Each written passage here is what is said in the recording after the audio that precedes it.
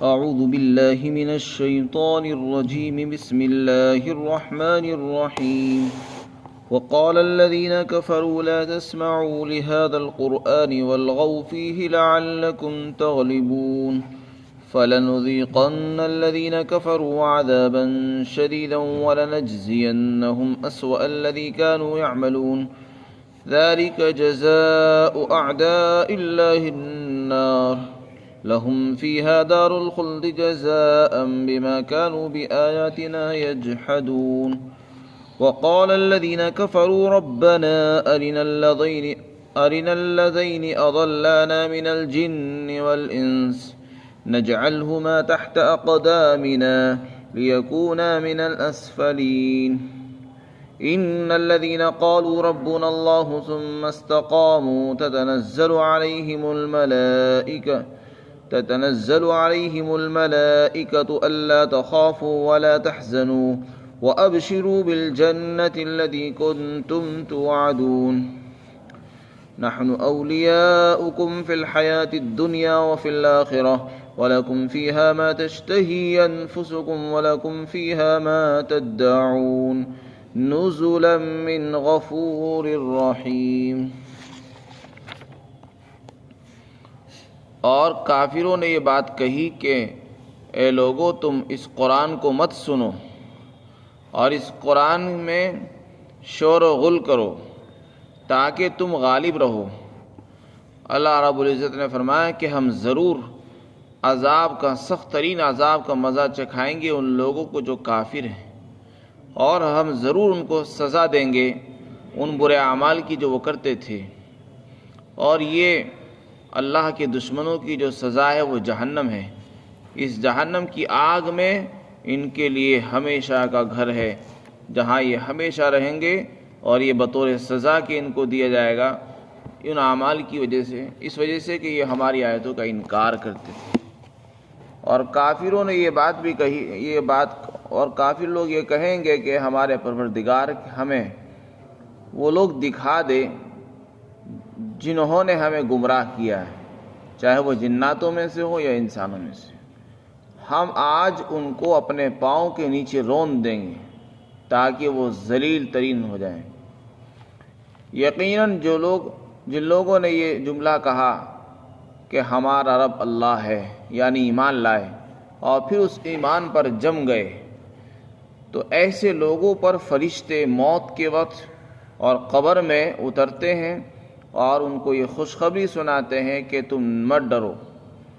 اور نہ غم کرو، اور جنت کی خوشخبری حاصل کر لو جس جنت کا تم سے وعدہ کیا جاتا تھا، اور ہم تمہارے رفیق اور دوست تھے دنیا کی زندگی میں بھی اور آخرت کی زندگی میں بھی، اور تم کو اس جنت کے اندر وہ تمام چیزیں ملیں گی جسے تمہارا نفس چاہے گا، اور تم کو یہاں پر ہر وہ چیز ملے گی جسے تم مانگو گے، اور یہ سب بطور مہمانی کی ہوگا اس ذات کی طرف سے جو بڑی بخشنے والی ہے اور رحیم ہے۔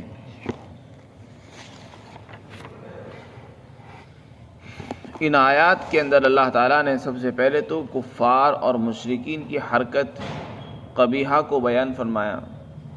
کافر کہتے ہیں انکار کرنے والے کو، ناشکرے کو بھی کافر کہتے ہیں۔ کافر کے معنی انکار کرنے کے آتے ہیں، چاہے وہ اللہ کا انکار کرتا ہو یا رسول کی رسالت اور نبوت کا انکار کرے۔ اور ایسا بھی ہوتا ہے کہ کچھ لوگ اللہ کو مانتے ہیں، رسول کو مانتے ہیں، لیکن قرآن کو نہیں مانتے، یا قرآن کی ایک آیت کا انکار کر دیتے ہیں، یا جنت اور جہنم کو نہیں مانتے، یا آخرت کو نہیں مانتے، تو ایسے لوگ کافر کہلاتے ہیں۔ جب جناب رسول اللہ صلی اللہ علیہ وسلم لوگوں کو قرآن سناتے تھے اور پڑھتے تھے تو کفار کی طرف سے یہ کوشش اور محنت جاری تھی کہ کسی طریقے سے یہ حق کی دعوت اور حق کی آواز آگے نہ بڑھے، لوگوں کے کانوں میں نہ پہنچے، اس لیے کہ جب حق کی محنت شروع ہوتی ہے تو وہ اپنا اثر اور رنگ دکھاتی ہے۔ اسی طریقے سے جناب رسول اللہ صلی اللہ علیہ وسلم کی آواز میں اور قرآن کی میں اللہ تعالیٰ نے ایک تاثیر رکھی تھی۔ جب آپ کسی کو قرآن سناتے تھے تو وہ اس پر گرویدہ ہو جاتا تھا اور فریفتہ ہو جاتا، اور یہ کہہ دیتا تھا کہ ایسا تو کلام آج تک میں نے نہ سنا نہ دیکھا، نہ یہ شعر ہے، نہ کہانت ہے، نہ جادو ہے۔ بہت سے لوگ صرف قرآن سن کر ایمان لے آتے تھے۔ قرآن کریم کے اندر اللہ نے جو اسلوب، جو اعجاز رکھا ہے، اسلوب بیان جو اختیار کیا ہے، اس کی وجہ سے لوگ حیران ہیں۔ ہم لوگ چونکہ عربی نہیں جانتے، اس لیے اس کی بلاغت اور فصاحت سے واقف نہیں ہیں۔ یہ قرآن کس اونچے درجے کا کلام ہے، اس کو وہی لوگ جانتے ہیں جو بڑے زبان کے ماہر ہیں اور ادیب ہیں۔ تو جب وہ اس قرآن کو سنتے تھے تو وہ حیران رہ جاتے تھے کہ ایسا کلام تو ہم نے نہیں سنا۔ تو جب مشرکین نے یہ دیکھا، کفار نے یہ دیکھا کہ یہ تو لوگ اس قرآن کی گرویدہ ہوتے جا رہے ہیں اور لوگ محمد الرسول اللہ کی جماعت میں بڑھتے جا رہے ہیں، اہل حق کی تعداد بڑھ رہی ہے، کہیں ایسا نہ ہو ایک دن یہ لوگ ہم سے آگے نکل جائیں اور ہم تھوڑے مٹھی پر رہ جائیں، تو پھر یہی ہمارے اوپر غالب آ جائیں گے، ہم اقلیت میں آ جائیں گے یا اکثریت میں ہو جائیں گے۔ تو انہوں نے یہ کوشش کی کہ حق کی آواز کو دبایا جائے۔ چنانچہ انہوں نے اپنے ماننے والے نیچے کے لوگوں کو کہا کہ جب محمد کلام پڑھیں، اللہ کا کلام سنائیں، تو تم سیٹیاں بجایا کرو، تالیاں بجایا کرو، شور کیا کرو۔ چنانچہ جب آپ صلی اللہ علیہ وسلم قرآن پڑھتے تھے، لوگوں کو سنانا چاہتے تھے، تو وہ سیٹیاں بجاتے، تالیاں بجاتے تھے، شور کرتے تھے، زور زور سے بولتے تھے تاکہ وہ حق کی آواز دبی رہے اور ہماری آواز کے ہنگامے میں، شور کے اندر وہ آگے نہ پہنچ سکے، کسی کے کان میں نہ پڑے، تاکہ کوئی آدمی ان کی جماعت میں شامل نہ ہو۔ تو یہ حق سے روکنے کی ایک محنت تھی، اللہ کے کلام کے سننے سے ان کو روک رہے تھے۔ بلکہ اگر کوئی باہر سے بھی آتا تھا، شہر سے باہر سے کوئی مکہ کے اندر داخل ہوتا تھا، تو اس کو بھی روکتے تھے۔ شہروں کے دروازوں پر، راستوں پر انہوں نے آدمی متعین کر رکھے تھے کہ اگر کوئی باہر سے آئے تو اس کو سمجھا دو کہ یہاں ایک ایسا آدمی ہے، ہماری قوم کا ایک آدمی مجنون دیوانہ ہے، اس کی بات مت سننا ورنہ تم پاگل ہو جاؤ گے، یہ ہو جاؤ گے، اس کو ڈرایا کرتے تھے۔ چنانچہ آنے والے لوگ اپنے کانوں کے اندر روئی ڈال لیا کرتے، انگلیاں ڈال لیا کرتے تھے کہ کہیں ایسا نہ ہو غلطی سے میرے کانوں میں آواز پڑ جائے اور میں پاگل ہو جاؤں۔ تو اس طریقے سے لوگوں نے محنتیں کی، لیکن جس کو اللہ رکھے اسے کون چکے۔ اور جب اللہ تعالیٰ کو کسی چیز کو بڑھانا اور ترقی دینا ہو تو اسے کوئی طاقت نہیں روک سکتی۔ لوگوں نے قرآن کی آواز کو اور اسلام کی آواز کو دبانے کی کوشش کی ہے، لیکن اسلام کے اندر بھی اللہ نے عجیب لچک رکھی ہے، جتنا اس کو دبایا جاتا ہے وہ اتنا ہی ابھرتا ہے۔ تو وہ دبانے سے کبھی دبا نہیں ہے، کیونکہ جب اللہ نے قرآن کی حفاظت کا وعدہ فرمایا تو دین اسلام کی بھی حفاظت کا وعدہ ہے۔ جب قرآن ہے تو دین بھی ہے، قرآن والے بھی رہیں گے، اور اللہ نے قرآن کی حفاظت کا وعدہ فرمایا تو انشاءاللہ قرآن جب رہے گا تو قرآن والے بھی رہیں گے۔ تو فرمایا ان کا مقصد یہ تھا کہ تاکہ یہ لوگ غالب رہیں۔ اللہ تعالیٰ نے اس کی وعید بیان فرمائی کہ جو لوگ ایسا کر رہے ہیں ہم انہیں ضرور سخت ترین عذاب کا مزہ چکھائیں گے، انہوں نے جو حرکت کی ہے۔ تو اس سے یہ بات معلوم ہوئی کہ حق کی محنت کو روکنا نہیں چاہیے۔ جو لوگ حق کی محنت کر رہے ہیں، حق کا کام کر رہے ہیں، دین حق کے لیے کوشاں ہیں، ان کے لیے رکاوٹ نہیں بننا چاہیے۔ اگر ہم خود کوئی کام نہیں کر سکتے تو کرنے والوں کو روکنا اور ان کے لیے راستے میں رکاوٹیں پیدا کرنا یہ ٹھیک نہیں ہے، کیونکہ اس کی سزا بھی سخت ترین اللہ نے بیان فرمائی ہے۔ کفار مکہ جو کام کرتے تھے، آج اگر وہی کام ہم کرنے لگیں گے تو اس عذاب کے ہم بھی مستحق اور حقدار ہو جائیں گے۔ وہ لوگ قرآن کی آواز کو دبایا کرتے تھے، اور آج ہمارا حال یہ ہے کہ ہم لوگ ایک دوسرے کو روکتے ہیں۔ دین کا کام اگر ایک آدمی کر رہا ہے تو دوسرا اس کو روکتا ہے کہ یہ کیوں کر رہا ہے۔ اس لیے اگر کوئی دین کا کام کر رہا ہے، اخلاص کے ساتھ ہے، صحیح نہج پر کام کر رہا ہے، اس کو کام کرتے رہنا چاہیے، کوئی کسی کو روکنے کی در پہ نہیں ہونا چاہیے۔ ہر آدمی کو اختیار ہے دین کے کام کرنے کا، اگر وہ صحیح نہج پر کام کر رہا ہو تو اس کو کرتے رہنا چاہیے۔ ہاں اگر اس کی کوئی غلطی معلوم ہو جائے جو قرآن حدیث کے خلاف ہو تو اس کو آگاہ کر دیا جائے، باقی اگر وہ نہ مانے تو اس کو اس کے حال پر چھوڑ دینا چاہیے، اس لیے کہ ہم کسی کے ذمہ دار نہیں ہیں۔ فرمایا ہم ضرور ان کو سخت ترین عذاب کا مزہ چکھائیں گے، اور دوسری بات فرمائی ہم ضرور ان کو ان برے اعمال کی سزا دیں گے جو یہ کرتے تھے۔ تو یہ وعید بیان فرمائی، وہ کیا سزا ہوگی؟ فرمایا ذالک جزاء اعداء اللہ النار، اللہ کے ان دشمنوں کی سزا جہنم ہے، جس میں یہ ہمیشہ رہیں گے اور ہمیشہ کا گھر ہے، اور یہ سزا ہوگی اس عمل کی کہ یہ ہماری آیتوں کا انکار کرتے تھے۔ یہاں تک تو ایک مضمون پورا ہوا۔ دوسری بات یہ بیان فرمائی کہ جب جہنمی لوگ جہنم میں پہنچ جائیں گے، کافر کفار مشرکین جہنم کے اندر پہنچ جائیں گے، تو پھر وہاں آپس میں ان کی دشمنی اور آپس کے جھگڑے وہ ظاہر ہوں گے۔ جو آج ہمیں ایک نظر آ رہے ہیں وہ ایک نہیں ہے، حقیقت میں وہ بٹے ہوئے ہیں۔ اسلام کی جب بات آتی ہے تو سب کافر ایک ہو جاتے ہیں، چاہے وہ کسی بھی دین کے ماننے والے ہوں، لیکن جب قیامت کے دن جہنم میں ان کو ڈالا جائے گا تو یہی آپس میں چھوٹے بڑوں کے خلاف، بڑے چھوٹوں کے خلاف آپس میں لڑیں گے۔ اس جگہ سے کہ اس سے پہلے بہت سی آیتوں کے اندر آیا، یہاں بھی اللہ تعالیٰ نے فرمایا کہ جو چھوٹے لوگ ہوں گے، جو بڑوں کے کہنے پر چلتے تھے اور دین اسلام کے خلاف سازشیں کرتے تھے، بڑوں کے کہنے پر بتوں کی پوجا کرتے اور اللہ کا انکار کرتے تھے، جب ان کو جہنم میں ڈال دیا جائے گا تو پھر وہ اللہ سے کہیں گے اے پروردگار ہمیں وہ لوگ دکھا دے جنہوں نے ہمیں دنیا میں گمراہ کیا، غلط راستے پر چلایا تھا، چاہے وہ جنات ہوں یا انسان ہوں۔ آج ہم انہیں دیکھنا چاہتے ہیں تاکہ ہم ان کو اپنے پاؤں میں روند ڈالیں، انہیں ہم ذلیل کرنا چاہتے ہیں کیونکہ انہوں نے ہماری آخرت تباہ کی ہے۔ اس دن ان کو احساس ہوگا کہ ہم غلط راستے پر چلے اور ہمیں گمراہ کرنے والے یہ ہمارے بڑے لوگ تھے، جن کو ہم نے اپنا بڑا تسلیم کیا اور بڑا مانا، لیکن انہوں نے ہماری آخرت کو تباہ کر دیا۔ ہمیں اندازہ نہیں تھا کہ اتنا بڑا نقصان ہو جائے گا، تو جب وہ اس نقصان کو اپنی آنکھوں سے دیکھیں گے اس دن یہ تمنا کریں گے کہ آج ہمیں وہ لوگ دکھائیے جنہوں نے ہمیں گمراہ کیا۔ ہم ان کو روندنا چاہتے ہیں اپنے پاؤں تلے تاکہ ان کو اور زیادہ ذلیل کریں۔ اور اس سے پہلے اور بہت سی آیتوں کے اندر آ چکا ہے کہ وہ آپس میں جھگڑیں گے، دوسرے کو لان تان کریں گے، تمہاری وجہ سے ہم یہاں آئے ہیں۔ تیسری بات یہ ارشاد فرمائی جو بہت اہم ہے، مسلمانوں کے لیے خوشخبری ہے، ایمان والوں کے لیے خوشی کی چیز ہے۔ فرمایا جو لوگ ایمان والے ہیں، جنہوں نے یہ کہہ دیا کہ ہمارا رب اللہ ہے، اور ایمان لانے کے بعد ایمان پر جم گئے، یعنی ایمان کے تقاضوں پر عمل کرتے رہے،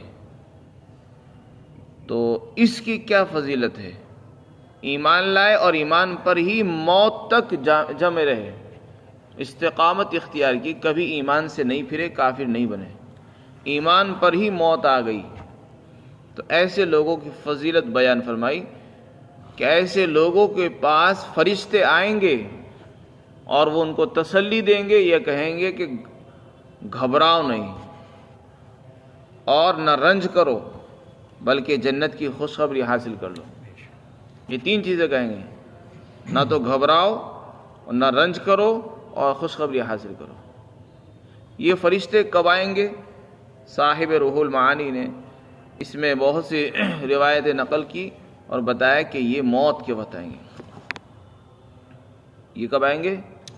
جب انسان کی موت آتی ہے تو موت کے وقت فرشتے آتے ہیں، وہ تسلی دیں گے۔ اسی طرح فرمایا قبر میں جب مردے کو اتارا جاتا ہے تو قبر میں اتارنے کے وقت آئیں گے۔ اسی طریقے سے بعض روایت میں بعض لوگوں کا، بعض مفسرین کی رائے یہ ہے کہ جب قبروں سے نکلیں گے قیامت کے دن فرشتے آئیں گے اور ایمان والوں کو تسلی دیں گے۔ تین چیزوں کی،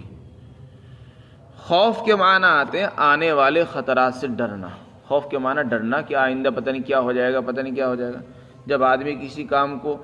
جس کام کو ہم نے نہیں کیا یا جہاں ہم اب تک نہیں گئے تھے، تو وہاں کے بارے میں انسان کو ہر وقت خطرہ رہتا ہے، پتہ نہیں کیا ہو جائے گا، پتہ نہیں کیا ہو جائے گا۔ تو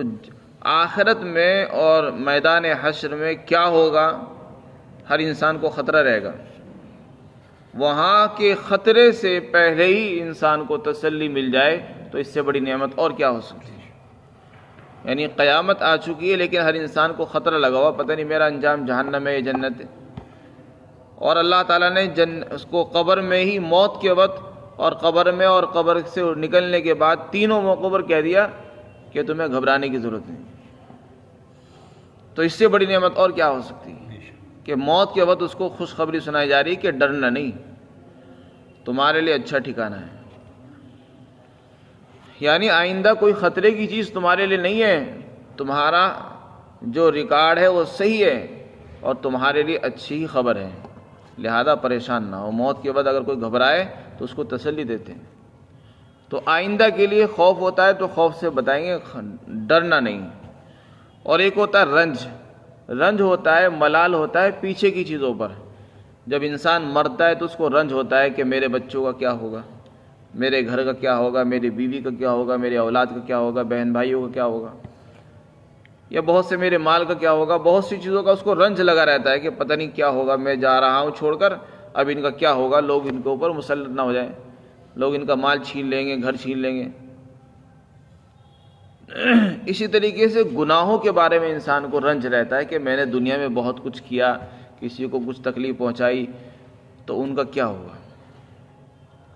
تو ان کا رنج اور غم اس کو ستاتا رہتا ہے۔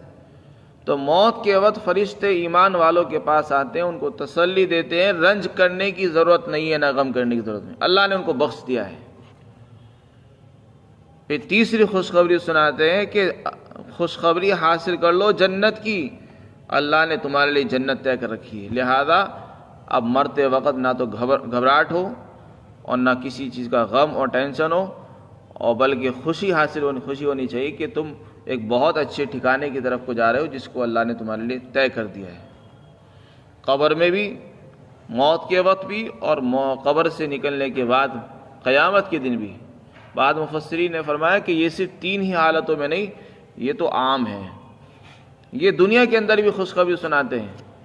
دنیا میں کیسے؟ جسے قرآن میں اللہ نے فرمایا فی الدنیا، ہم تمہارے رفیق رہے ہیں دنیا کی زندگی میں، فرشتے ایمان والوں کے ساتھ رہتے ہیں اور ان کے دلوں کے اندر خیر کی باتیں، نیکی کی باتیں تلقین کرتے رہتے ہیں کہ تم نیکی کرو، اور ان کو تسلی بھی دیتے رہتے ہیں۔ اگر کوئی آفت مصیبت آ جاتی ہے تو ان کو تسلی دیتے ہیں کہ گھبرانا نہیں، اچھے کاموں کی ان کو وصیت اور تلقین کرتے رہتے ہیں۔ تو فرشتے ایمان والوں کے ساتھ رہتے ہیں، ان کی مدد کرتے ہیں اور ان کے دلوں میں اچھائیوں کی تلقین بھی کرتے رہتے ہیں۔ تو فرشتے کہیں گے ہم تمہارے دنیا میں بھی ساتھی تھے اور آخرت میں بھی ہم تمہارے ساتھ رہیں گے، جیسے ہم نے دنیا میں رہ کر تمہاری بہت سے موقعوں پر مدد کی، تمہیں نہیں معلوم ہے، ہم نے تمہارے دل کے اندر بہت سی اچھی باتیں ڈالی، تم پریشانی میں تھے، ٹینشن میں تھے، ہم نے تمہارے دل میں خیال ڈالا اور اس سے تمہاری ٹینشن کو ختم کیا، تمہیں نہیں معلوم ہے۔ تو جیسے ہم نے دنیا کے اندر تمہارا ساتھ دیا، آخرت میں بھی ہم تمہارے ساتھ ساتھ ہیں، ہم تم سے جدا نہیں ہوں گے۔ تو فرشتے جیسی مخلوق جن کا ہمارے سے کوئی تعلق نہیں، نہ ہم نے ان کے لیے کچھ کیا ہے، وہ ہمارے اتنے خیر خواہ ہیں کہ وہ دنیا میں بھی ہمارا ساتھ دے رہے ہیں اور آخرت میں بھی ساتھ دیں گے، اور بلکہ صرف جنت ہی کی خوشخبری نہیں سنائیں گے، بلکہ جنت کی اجمالی بہت سی نعمتوں کا بیان کریں گے، اور یہ کہیں گے تمہارا دل جس چیز کو چاہے گا وہ تمہیں وہاں ملے گی، بلکہ جس چیز کو مانگو گے نام لے کر وہ مل جائے گی آپ کو، جو مانگو گے وہ ملے گا، جس کا دل چاہے گا من چاہی چیزیں آپ کو وہاں میسر ہوں گی، نصیب ہو جائیں گی، یہ ساری چیزیں وہ بتائیں گے۔ اور تیسری بات یہ بتائیں گے کہ یہ سب کچھ جو ملے گا یہ بطور مہمانی کے ملے گا آپ کو، یعنی آپ لوگ جنت کے اندر کوئی بوجھ نہیں ہوگے، بلکہ تم سرکاری مہمان ہوں گے، اللہ کے مہمان بنو گے، اور یہ تم اللہ کے مہمانی میں بطور اعزاز اور اکرام کے دیا جائے گا۔ اگر کسی آدمی کو خوشخبری سنا دی جائے کہ آج سے تم بادشاہ کے مہمان ہو اور تم بادشاہ کے مہمانی میں کھاؤ گے پیو گے اور سب کچھ فری میں ہوگا اور کوئی پیسہ نہیں لگے گا، تو آدمی کی خوشی کے ٹھکانے نہیں ہوتے۔ لیکن قرآن کہہ رہا ہے کہ یہ سب کچھ جو ملے گا اللہ کی مہمانی میں ملے گا، اور بندہ اور ایمان والا اللہ کا مہمان ہوگا اور اس کو جنت اور وہاں کی نعمتیں بطور مہمانی کی ملیں گی۔ وہ یہ مت سمجھے کہ یہ سب کچھ میرے اعمال کا نتیجہ ہے، یہ سب اللہ کی طرف سے بطور مہمانی کی ملے گا، اور وہ ذات ہے جو بڑی بخشنے والی ہے اور بہت زیادہ رحیم ہے۔ تو یہ آیت کریمہ انسان کے لیے اور ایمان والوں کے لیے بہت ہی خوشی کی چیز ہے، تسلی کا سامان ہے اس کے اندر۔ اللہ تعالی ہم سب کو دین پر استقامت بھی نصیب فرمائے، اور یہ جو پیشی گوئی فرمائی گئی ہے اس کا ہمیں مستحق اور حقدار بنائے۔